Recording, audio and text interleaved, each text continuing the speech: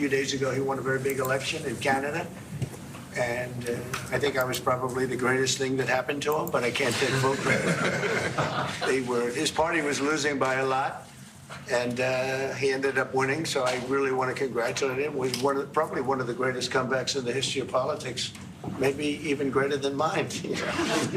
But I want to just congratulate you. That was a great election, actually. We were watching it with interest, and I think Canada chose a very talented person, a very good person, as we spoke before the election quite a few times. And it's an honor to have you at the White House and the Oval Office. And you see the new and improved Oval Office as it becomes more and more beautiful with love. You know, we handle it with great love and 24-karat gold. That always helps too, right? But it's been a lot of fun going over some of the beautiful pictures that were stored in the vaults that were for many, many years, in some cases over 100 years.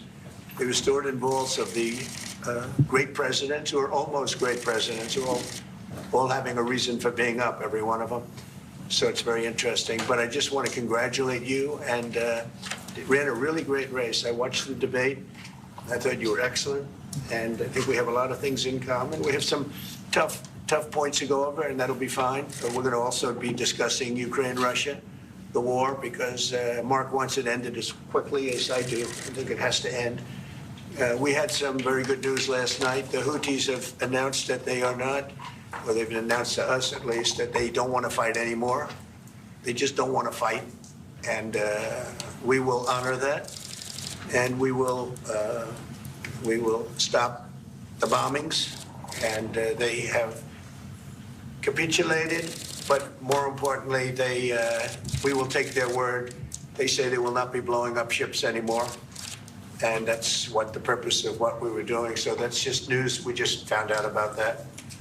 So I think it's very, very positive. They were knocking out a lot of ships going, as you know, sailing beautifully down the various seas. It wasn't just the canal. It was a lot of other places.